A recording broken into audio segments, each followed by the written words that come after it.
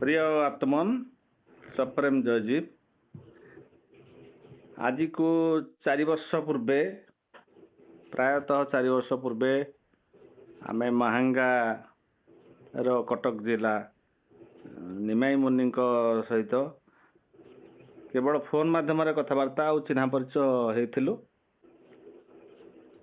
तांको सहित यही बहुत समय धरी आम केवल फोन रे कथबार्ता होइथिलु। एबे आज से आम आगे 4 वर्ष पर उपस्थित अछंती। ये बहुत खुशीर विषय। आम तांको आज से जड़े होउछंती मुनि समाजर जड़े योग शिक्षक। से हिसाब से आम टे अधिक जानापी मुनि समाज विषय लोक मान अवगति निमंते आम मुनि समाजर तथ्य विषय किसी पचार सी आम सामने उपस्थित थी। मुनिजी जयजीव जयजीव आपण टे आमको कहतु आज मुनि समाज जो आपणकर स्थापन होती तार कार्य कौन ताकू एते मंदिर एते मस्जिद थी ता बदल यही समाज कहीं गढ़ागला आ तार प्रतिष्ठाता किए से विषय आमको टे बुझे कि आपण कहतु।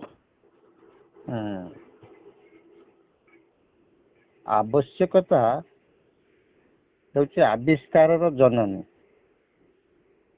एते समाज थाउ थाउ मुनि समाजर आवश्यकता कौन पड़िला? आज्ञा जेते समाज अच्छी तांकर उद्देश्य जहा मुनि समाजर उद्देश्य होची ताहा। समाज रे राजनीतिक संस्था अच्छी, धर्म संप्रदाय अच्छी,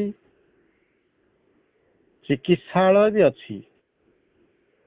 एमानकर उद्देश्य जहा मुनि समाजर उद्देश्य ताहा। ताले यही राजनीतिक संस्था, चिकित्सालय, धर्म संप्रदाय थाउ थाउ मुनि समाजर आवश्यकता कहीं पड़िला ना? प्रत्येक राजनैतिक नेता प्रचार करती आमे तुमको स्वराज दबु, किंतु स्वराज परिवर्ते से आमको देइथांती भाई भाई भितरे अशांति, शत्रुता, हिंसा, दुख अनेक कथा। से भली धर्म संप्रदाय कही थांती पंडा पुजारी पंडित माने जे आम धर्म को आस, आम संप्रदाय को आस, आमे तुमको मुक्ति दबु। से माने मुक्ति दबा बदल रे भक्त मान को निज पाखु डाकी शोषण करती। किंतु प्रकृति रे मुनि समाज एक एभली संस्था शोषण काहारी ठारू करे नहीं।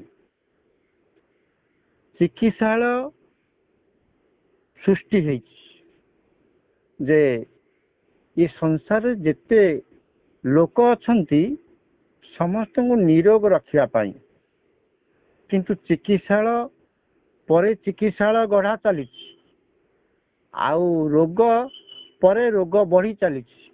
आज पर्यंत संसार रे जे कौनसी जनबसती की जीवे प्रत्येक जनबसती रे प्रत्येक घरे घरे आपण पचारि बुझिबे निश्चिंत प्रत्येक लोकन को पाखरे रोग अछि। कई आज पर्यंत निरोग हो पारना। किंतु मुनि समाज कहूची मुनि समाजर साधन नित्य जदि करिवे पुराणा रोग थिबा लोक ठारू से रोग दूर हो जिवो एवं नुआ रोग केबे बास करी रही पारिबो नहीं। ता माने पुराणा रोग दूर हबो, नुआ रोग सृष्टि हेबो नहीं।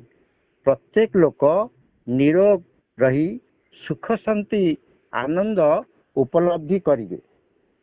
तेणु आमको ये सुख शांति आनंद पाइबा पाई ये मुनि समाज स्थापना करा जायछि 1935 मसीहा डिसेम्बर 26 तारिख सदगुरुदेव श्रीमुनि महाराज उत्तर प्रदेश गोरखपुर अंचल घर जगन्नाथपुर 5 जन मुनि को डाकी मुनि समाज स्थापन कले। तार नाम देले अखिल भूमंडलीय सर्वशिरोमणि मुनि समाज। आउ ये मुनि समाज बाणी रखिले कौन प्रचार करिबा ना ज्ञान ही शक्ति अच्छी, आत्मज्ञान ही सबुठारु श्रेष्ठ ज्ञान। अंधविश्वास छाड़ी निज भीतर शब्द शुण, तुमर प्रकृत पथ प्रदर्शक तुम भितर विद्यमान। तेणु एथरे प्रचार करी बाणी रखिले किंतु प्रचार करिवे ये समाज को कहा को नहीं कि ज्ञान समस्ते तो ग्रहण करि परिबेनी कि समस्ते तो ज्ञानी नुहंती, समस्ते तो पाठ पढ़ुआ नुहंती।